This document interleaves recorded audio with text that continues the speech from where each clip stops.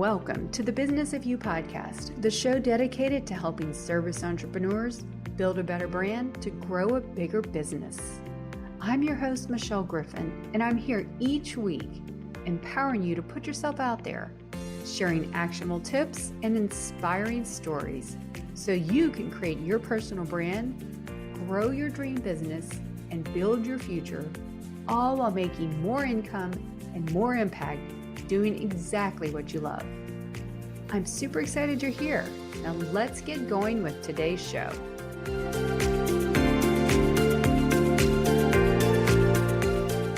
Hello, everybody, and welcome to the season finale of season 1 of the Business of You. I'm your host, Michelle Griffin, personal brand strategist and founder of Brand Authority, personal branding agency. I'm super excited to be here, right? It's the fuel to our brands. Without it, we're not going anywhere. But the problem is it's really hard to write engaging copy. It's hard to know what to say sometimes. Today's guest is so good. I pulled her back from a event I had with her in Clubhouse in February. She's phenomenal. I can't wait for you to meet her. She's going to give us some strategies, some tactical and practical and actionable tips. Welcome to the show. Hey, everybody. Today, I'm super excited to bring back someone who I just admire so much with her content or marketing. It's Merav Levine. Did I say that right? You got it. You got it. All right. Welcome. Welcome. Yeah, I wasn't sure how you felt about that, but it's a beautiful name. I just want to make sure I got it right. And yay for that. Thank you for being on. I've been so excited for like 6 weeks now because, I mean, come on, you're like the queen of content greatness. So I appreciate that. That's nice. Yeah. Tell us everybody who's listening. So tell us a little bit about who you are, what you do, and then let's get rolling with all the good news we're going to share today. All right. Yes. Thank you for having me, Michelle. So we met, I don't even remember when it was, a few months ago, I guess, right? Earlier, like in January, February. When Clubhouse was like the thing, everyone was over there.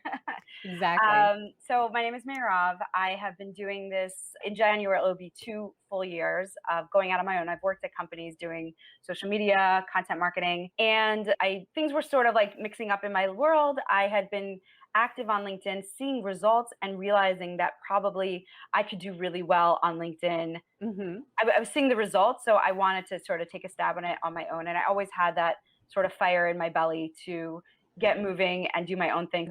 Things just aligned, and I went out on my own. So right now I do kind of similar work to you. I create content for business owners who know that they need to be on LinkedIn, but really aren't as comfortable putting themselves out there yet, or they just kind of need guidance on what to do. I will do anything from coaching to creating their content. And I absolutely love it because I see for myself what LinkedIn has done. And it's so exciting when I see the magic happening for other people as well. Yeah, no, that's really good. So you're doing just LinkedIn because I know you're more active. I'm not much active on Instagram, but you really are. So is it Instagram too? I'm on Instagram. That's more of like just kind of, I wouldn't say that's like the business part of, I mean, I do actually pick up some clients from there, but Instagram is sort of like my little place to play, and LinkedIn is kind of where I'm a little bit more focused on networking and putting out content that's more directed to what I do. Instagram is it complements it, I would say, but it's not my main focus. Yeah. Okay, well, that's good to know. So you're a prime example of someone who left almost, a little over a year and a half ago. You and I were both much like, I left my job of many years in corporate in January 2020. You're a perfect example. Really? Yeah, exactly. So we have a lot there in common too. Your example right now, and you're going to tell us of how you just stepped out on LinkedIn. You probably had an account like many of us years before, just got really active, and now your business thrives and not only do you help you with LinkedIn, your business comes from LinkedIn. It's all about the content, right? So let's get started. Yeah. Where does someone, either you're new, okay, we're at the creator economy, the creator entrepreneur, I heard someone say recently, and I can't remember who it was. This is the word, everything's about being a creator now. So the catch is you got to put content out there. Right. Where does one start? Can you give us, would you tell us to get started? Yes. It's so true. Every business owner essentially now is a content creator. They either need to figure out who's going to be, somebody in the company needs to be stepping up and doing the content. It doesn't always have to be the business owner. Although in today's day and age, like that in today's marketing climate, that seems to be the most effective when people get to know who's behind the business. So I think there's like the first step where it's like people need to accept that this is marketing. And I'll sometimes get on a call with somebody and they'll be like, I don't want to work on my personal brand because like I don't need to work on my personal brand. I'd rather work on just content. And I'm like, wait, we have to kind of unpack that because that is the marketing right now. Like that is what it is. It's like it's the equivalent of saying like, you know, I'm going to go to a networking party, but like I'm not going to introduce myself because I just want to hand out my business cards because I'm there for business. It's the same thing. It's like that's you perfect. Can't do that. You have to actually like be a human. So I think that when you're starting, like if like first you kind of need to like reframe what you even think about. And I think one of the mistakes is I think one of the mistakes is people think that being this personal brand, they have to like sort of spew stuff. And that makes people very nervous. I don't want to have to share everything. I don't want to have to like be this, like a lot of people will refer to it as like the bobblehead. They'll just be like bobbling their head, like talking about everything and anything. And it makes them uncomfortable. They see other people doing it and that doesn't speak to who their style. Maybe they're a private person. They don't want to have to do that. And so I think understanding like you actually don't have to do that if you don't want to. There's other ways to have a personal brand. There's other ways to create content that really people do get to know you, but you're not that person that's like putting out meaningless content. So I think that's very important because I think people are very nervous about it. You know, your traditional business owner, I find that they're very hesitant about that. You and I are like, this is what we do. So we have no problem getting on camera. We're fine. We've done it. We've gotten over that fear, but many people, it's just like, I don't want to have to get on and like talk. Like, I don't know what to talk about. Yeah. I think there's that, you know, and then, so then it comes to like, okay, so then what do we talk about? Like, what is the content that we can talk about? And I really believe that it's a healthy mix of personal brand, but you can find, I think we talked about this on Club, it's like you can find the personal thing you want to talk about that doesn't show all your cards, that makes people feel like you are human, that they can trust you and know you and like you, but you're not like oversharing, or you're not like really making yourself so vulnerable or too silly or whatever the thing that you're scared of doing. So finding out like what it is you can talk about, and the thing that you do really well, this, you know, one personal thing that you might be willing to share. You know, for me, I will talk about being a new business owner. I can get very personal with talking about being, I can share that without having to like talk about everything else in my life. But it's still personable and we get to know you that way. Exactly. So if you can like mix it up in that way and feel a little bit more comfortable about it, I think that's kind of where you start. I see 100% of what you're saying and it's surprising, people who are new entrepreneurs to CEOs to high exec, everyone pretty much has that fear. Yeah. Some of us just have it greater than others. And one of the other pushbacks I get is, you know, like of course what you said, but they feel like a personal brand is manufactured. Like I have to be some fake version of me. And I'm like, no. Right. No. And I always say, look, a personal brand is about you, but it's not for you. It's here to show up as you, to use your expertise and your knowledge to help others, you know, and solve that problem that you solve. And, you know, there's a lot of fluffy stuff on personal branding out there. And that's why, you know, I try not to take it personally, nothing personally, but I'm trying to dispel that and disrupt that myth because it is the best way to grow your business in today's day and age. Right. Yeah. It's a fine balance of like presenting yourself well. Yes. Being authentic and not pretending to be something you're not, because at the end of the day, that's going to implode on you. That's not going to really, no one's going to no one relates to perfect. No, exactly. You know, the more imperfect you are in a, you know, nice balanced way. I'm not saying you have to go crazy about it. People can respect that, resonate and learn from you. So we've changed everything. And I mean, some things have changed for the better in 2020. And I think this is one of the ways we broke down barriers that way. You know, you can be more personable and humanistic and professional. So I call it either being personal, or my little coin word is personal and professional. It's like a mix. I love that. I love the word. That's a great word. So, okay. So we get through the mindset, and that's so interesting because that's like one of the first steps I work on with my clients. You get through the mindset. I help them realize, no, this is a good thing. This is the best way to humanize your business, your marketing. Exactly. So without going in, I don't want to repeat, because I'm hoping I didn't throw out yesterday's post yesterday. If you haven't checked my post yesterday about her 5 things I should post, check that out. But what are some of the ways? Because I know today's a little bit different. It's more like, how do you get that content and start making it better? You have a method, I think. It's called clarity. Let's hear about that. I call it my clarity method, where we really, I think that the more clear you are on, and this is going to sound cliche, but let's talk about it for a second. Like, if you know not only who you talk to, who you're trying to talk to, but the way that they would talk about the thing that you do. and you figure out the language that you're using. And so when I talk about clarity, it's knowing who you would market, who you're marketing to, but it's also knowing how they would describe the issues that you bring up. It's sort of like if you think about like when you go to a doctor and you describe your issues, you don't necessarily know what the issue is. So you can't throw out the illness. You can't say like, well, I have, I don't know, whatever illness you might have. You'll say the symptoms. You'll be like, well, my stomach hurts and my head hurts and I'm having my eyes twitching or whatever, that is the way that they would describe it. And then the doctor could be like, okay, you have all these symptoms, so you must have XYZ. So I think the same thing with our content is instead of like coming at it from like using all the language, for like me knowing what the problem is, like I know that my clients are very scared of posting frivolous content on LinkedIn, or I know that my clients don't know what to post. They're struggling with what to post. That's the words that they'll come to me and use. And that's the words I'm going to reflect back on them. So that when they read my posts, when they read what I'm writing about, they're like, yes, that is me. And I really think that works with my profile, with my bio, that works with my headline, that works with my content. It makes the readers feel like I really do understand their problem.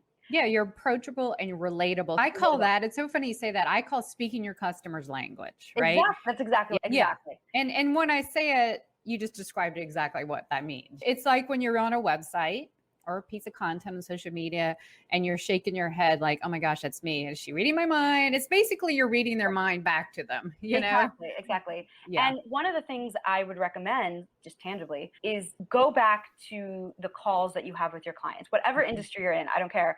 Go back to your service calls, your frequently asked questions. Like think back to the last call you got and the questions that you answered. And use that as your content, because chances are many of your customers are kind of asking the same questions.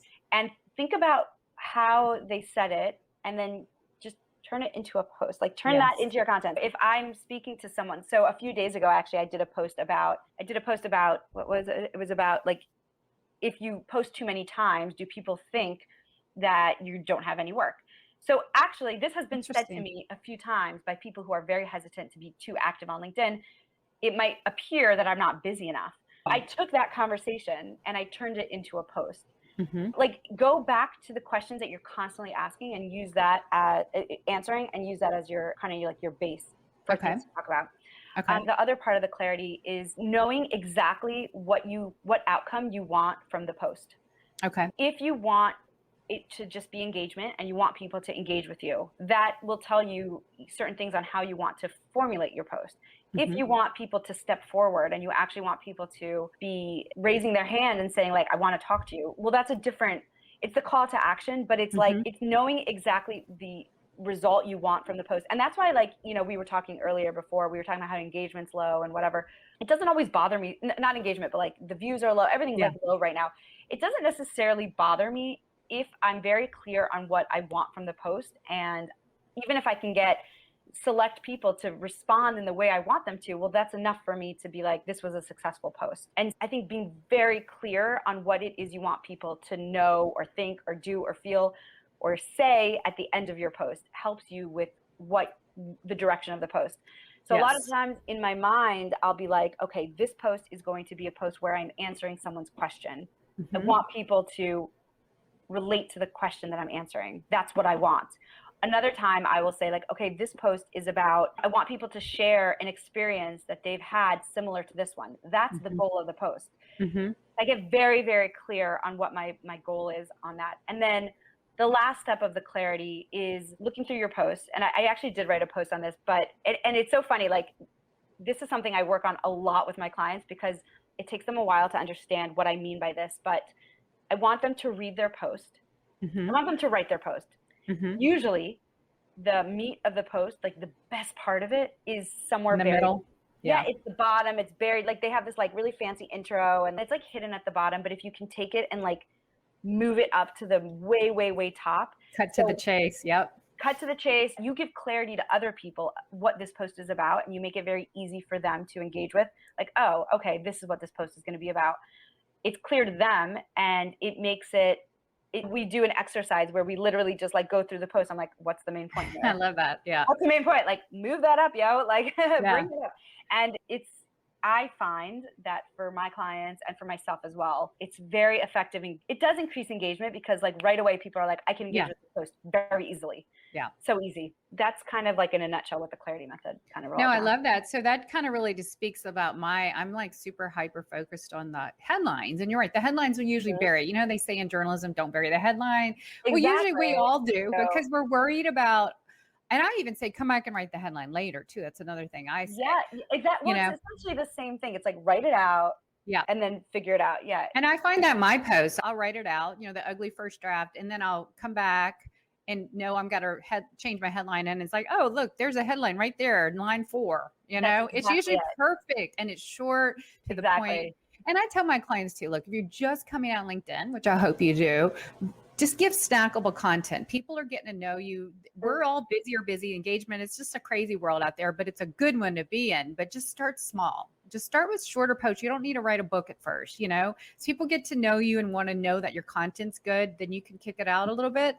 But I'm not saying you have to, but then the pressure's off. You don't have to write a long, and I think, look, short form content is here to stay. That's why we have TikTok, we have Reels. Exactly. We have LinkedIn stories. People are just maybe there'll be LinkedIn Reels soon or something. Yeah, that's one of the things. And we're going to get to that in a minute, but I promised everyone some even more good stuff. So now we know how to be clear with your clarity ideas and perspectives. Well, how do we start changing up our content? You just gave us a really good tip about, take out that headline and move it up or find it. It feels like I'm in English when your English teacher made you find the main idea. It's exactly what it is. It's really true. One thing I would add to that, if someone struggles with that, because I do see a lot of people kind of like they can't, even if they've written the post, they can't hone in on it. I say like it's either one of 3 things. It's either the thing that's like the main takeaway, or it's the thing that's the most interesting. It's like the most interesting sentence in your post, or it's the one that makes people, it's the one that's throwing an idea on its head. Like it's the idea that it flies in the face of what everyone thinks. Yeah, against the grain. Against the grain. So like that will make people kind of be like, oh, she says that? Like, wow. Yeah, that'll stop the scroll, That'll stop it. So that's kind of the way to identify that. Yeah. Love it. Yeah. We're clear on when the clarity method is. So when it comes to what are some more ways, I know you have a lot of great insights and examples. Let's talk about this. I think that there's a few things in the actual content. Obviously, you want your content to be readable. You want the formatting to be right. Like big blocks of text don't get that, You want like emojis dispersed. A few other things I think that help with it, like mechanical things that help with it. And some people know this, some people don't know this, but mechanical would be like, don't share, don't put a link in the comments, don't share someone else's post because that also is not considered good. The algorithm doesn't like it, whatever it is. Those are kind of mechanical. The other piece, which kind of takes you out of the content, but into the networking side of it, is I do think that you need to manually get your post in front of people. I think you need to manually get your post in front of people. And so people have mixed feelings about this. I don't want to be someone that tags other people. I don't want to spam people. I agree with you 100%. But if you can tag a few people that would love to see your content, that are good friends, that you've made friends with, and that goes back to the networking. Like you absolutely cannot do that with people you've never had a conversation with. Oh, totally. That's weird. But I do think you need to sort of tell LinkedIn, this is a good post. And you do need to manually put it in front of people. And so if you've done a good job of getting that clarity part of it, and I have some more thoughts on the content itself, but if you can get the content, but then you can also tell LinkedIn, like to people that, you tag just like 4 people who you've honest to God had a conversation with them before. Yes. Like you don't fake it. Like you've had a conversation, you've had a Zoom call, you know them from somewhere, you've worked with them, like make it real. And they'll be happy to jump in and you'll be happy to jump in for them. And what that does is it notifies them, then they come back to your post, they comment on it, and then it tells LinkedIn like, hey, this is a good post. Let's show it to more people. Exactly. Is it cheating? Is it the game? I don't know. No. It does. Because I have to say, I've had those weird pop-ups over LinkedIn or like on a company page. It'll say this post got XYZ views. Tag some more people. So they asked you to do that. So I don't. You to do it. Right. So I don't think it's tagging. But here's the thing: don't tag people you don't know. Don't mass tag thousands of people. That's the surest way to get blocked too. Relevance and context to like your friends or people you know pretty well, and they're going to appreciate that, and it gives them exposure too. Think about that, for the most part. If it's a good post, not a, junk post. Exactly. It's a good post. Yeah. And then going back to that content, if you're doing that and you're consistently putting out like content, so eventually people are going to be like, they're not, they're not, but if you can then also tweak your content and you're doing this, it's like like you win on all angles. You win with your friends, you win with content. And so it just helps you propel you a little bit forward. I think, sometimes LinkedIn needs a little help showing it to more people. So show it to your friends. It's okay.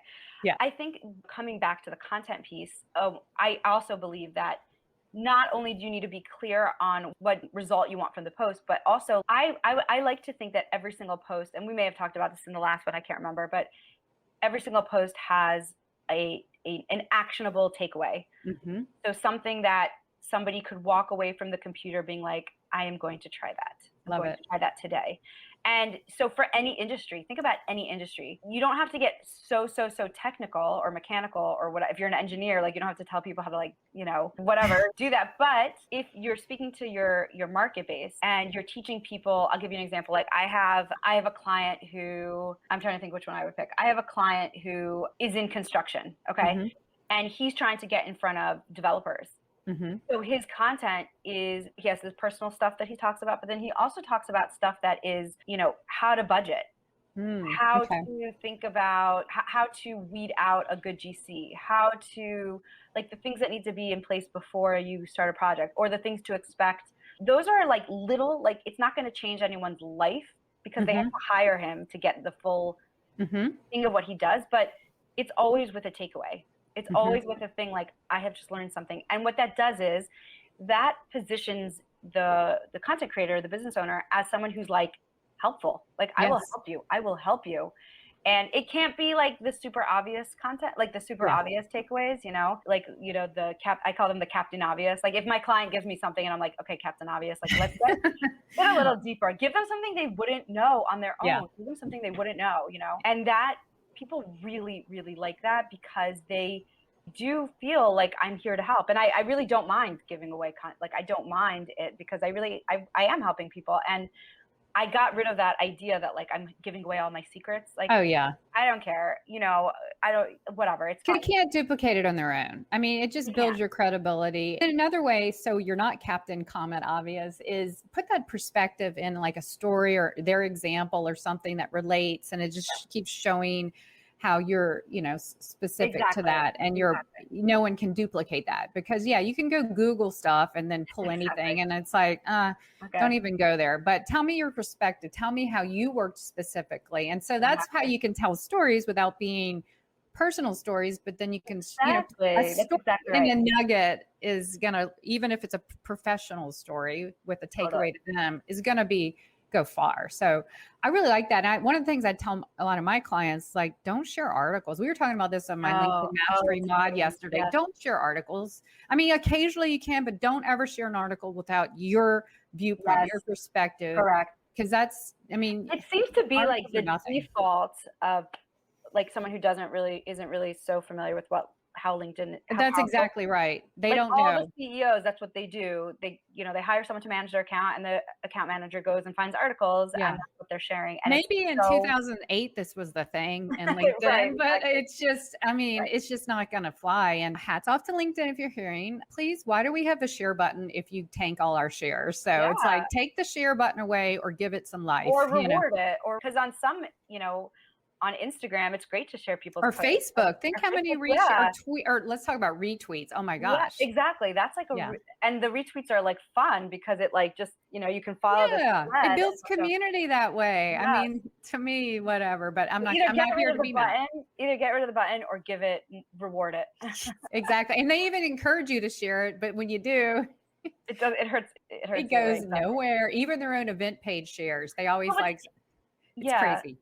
It's interesting though. I think that, in corporate, when you see these like CEOs, most of them are not doing this type of content, this personal content. Most of them are not putting the time into it. And it almost like they don't see the value in it and they don't have the time for it. And maybe they're doing okay without it. Yeah. So it's like a hard sell. It's like, well, why would I do it if everything's, I don't need it. So it's interesting. What I think, like in that case, you might have a huge opportunity because all these massive CEOs are quiet. So you have an opportunity to like actually, but we all know they're on LinkedIn. They're all looking. Yeah, they're just So invisible. Yeah. they're invisible. So if you can make a little noise and get those other CEOs viewing, so you have a massive opportunity. Yeah, it just builds a company persona too, and for funding, investment, talent acquisition, whatever. I mean, there's so many benefits of it. Exactly. Yeah, so it's just a matter of the shift. If you people like you and me and a lot of our friends and colleagues and connections, when you're on LinkedIn all the time like we are, you get to know it, and no pointing fingers, because if you just come in and you don't know what LinkedIn's about, it's easy to think, oh, articles, because if face it, back in the day that was a thing. Yeah. Before we jump into your 3 takeaways and your all the other stuff I like to do on every episode, what are some of the content things that we can learn about from you about engagement and writing and all that good stuff? Anything else? So a few other things I would, and we kind of talked about this before, I think, knowing the result you want, every single post must have a call to action. I think you've done a post on this before. Every post must have, you cannot assume that people know what to do. You have to actually assume that people have no idea what you want them to do. And I don't know why that is. Like, why would we assume that? But that's what you have to assume. So you always have to tell people what to do when they're done reading the post. Okay. I think that also drives engagement, because you're reminding people like, oh yeah, comment, share a story, do something, I think your call to action, whatever you're asking them to do needs to be, it can't be complicated, because it's when you complicate it and you ask for confusing things, when you confuse people, they don't have time. So they just like, and what's interesting, it's the same thing as when you're sort of prospecting people in the DMs. If you make engagement so hard, they run. So if you ask, if the question is like, what's your biggest problem right now? Dude, that is a hard question to answer. Yeah. So no, but whether it's your post or whether it's the DM, you can't ask that question without a little bit of conversation going on first. So make your call to actions like not hard. Yes, no, yes, no, like this story, that story, like don't make it a confusing thing that people are like, and if it's a good post, people will want to share. Oh, totally. It will bring that up. But if you ask people to share their earliest memory when they were, like, yeah, dude, I think that's also really important, having the takeaways. And the other thing I would say I had something else that I wanted to say about it. I can't remember. It will come to me. But I think with content, I think like really like getting that, main point up at the top is super important. And then in terms of media, like people, that's one question that comes up a lot. Like, do I do a picture? Do I do a video? Do I do text only? Do I do a poll? Like, what do I do? And my belief in that is like pictures need to come up. You need to be having pictures. You need to be having video, not every day, not all the time. You need a video here and there. So people really do, when they get on the phone with you, they're like, I already know her. Like, I know her already. It's easy. It's like, feels like we know each other. Without video, they're never going to really get that. So even if it's not, I will push clients to do one video a week, but if they're not, at least once every 2 weeks. And it's not like, use something you already have. Use a call you've done already. Use when you're on a Zoom. Yeah, when you're on your Zoom call, just like, and the other person leaves, like stick around for a minute, hit record, make a video. You're already on the Zoom. You've already done your makeup. Like just or you can take that Zoom and then splice some goodness out of it, because you're not pressured, because you're probably just in your best moment. You're in your best moment. You're probably saying something. Add some sub captions, So. Yeah, like use what you have already. Just give it something to people. I think that those are my main things. And awesome. Yeah, I think those are my main things. Okay, so those were your 3 things. So that's what are they? What were they? The headline or the main idea? The call to action. Knowing what you want from the post, and I would say my last takeaway in terms of what you're writing about, the things that you're writing about, would be go back to the questions you have answered for clients already, because that is your content. Like that is your content. So go back to that. Like you said, wrap it up in a story, wrap it up in a solution. Oh, that's what I was going to say before. When you are thinking about, when you're thinking about the content that you're writing, people want to know that you've had results for other people. So when you're telling that story, wrapping it up in a story, like, my client had this struggle. Here's how we solved this struggle. Here's what we did. And here's a takeaway from it. So it's like all of it in once. It's like social proof.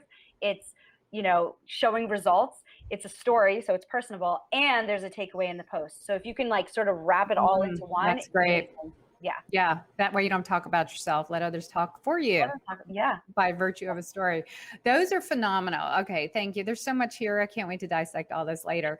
So this is what I do for every guest. I ask you your personal or professional mantra to either build your brand or specifically about this topic here, or just your point of view in business or life. Okay. So let's hear I it. love that. I love that. I would have to say what sticks out in my mind is, this thought of like, I am capable of doing difficult things. I am capable of doing hard things or uncomfortable things. Personally and professionally, I find that gets me through because, if we let our emotions take over, yes, we won't do half the things we know we should be doing. And just knowing that it's going to hurt and we're going to be scared, but you are capable of facing it. I find that to be a good mantra to sort of come back to. And whether it's like, I'm scared to pitch to somebody, or I'm scared to interview somebody, or I'm scared to do a video, or I'm scared to launch my business, or I'm scared to end a relationship with a client, you are capable of doing uncomfortable. You can do difficult things. Love that. That's great advice. Thank you for that. Yeah. I'm going to keep that to heart today. Yeah. So I think it goes far. You can basically apply it to every. Oh, I love it. Yeah. Anything and everything. Yeah. That's perfect. Well, tell everyone where we can find you, where we should go for more information about you. Okay. So I'm on LinkedIn all the time. So LinkedIn is probably your best way of reaching me. If I'm getting a lot of messages on LinkedIn, your second best is probably Instagram. I do respond to messages on Instagram. My LinkedIn lab is in beta right now. So I'm rolling out courses as I go. I think it's every time I record a module. Oh my God, that's so good. I think it's great. We do calls. I really love it. So that's one other way to kind of work with me. Okay. And I would say either Instagram or LinkedIn is probably your best bet. I'd love to meet people and talk to people. So yeah, definitely go check her out. Now, do you have a website right now, or is that in development? I do. It's in development right now. It's really just the course. It's meravlevine.com, but it will take you directly to sign up for the lab. So awesome. It's in the works. Yeah. Well, I can't wait. So guys, this has been such a treat. I want to thank you so much, Merav, for showing up today. Thank you for having me. Yeah, this is fun. You and I can talk. In fact, we said we talk about the algorithm, but I feel like we'll have to do that next time. Yeah, we'll do it next time. Hopefully better days are ahead on that. Do a post, find out what people want, and then guys. So that's exactly. So you gave me a great idea on that. So, well, everyone, I just want to thank you. This has been 13 episodes. Amazing. I mean, I put myself out there on June 2nd and a little scared as anybody else to show up this way, but it's been so much fun. I met so many amazing people and learned so much and shared so much for you guys. This is the end of season 1. Amazing. But I'm not going away. I promise you, I'm taking a break. And then season 2, I'm already lining up some amazing guests. We're going to be focusing a lot on the people who have built their brands and following the footsteps of those before us, right? That's how we learn. Some of the best way to learn. Forget Google, just follow these people. And so I'm going to mix a lot of more stories, some actual advice, and I just can't wait. My motto is put yourself out there. Just like you said, you can do hard things. You and I are both proof. We left our jobs in 2020 and here we are. LinkedIn is a very wonderful place. And I just want to thank you all for the time and the season. And I can't wait to see you back. I also want to shout out to Melon, we can see it here, is been my awesome brand sponsor for season 1. They are what I use to live stream. It's super simple. I'll put a link, and they are just amazing people to work with. So shout out to all the team there if you're watching. I appreciate you guys. Anyway, everyone have a wonderful day, and I'll see you back on season 2. Take care. Thank you so much, Michelle. Thank you. Take care. Bye-bye.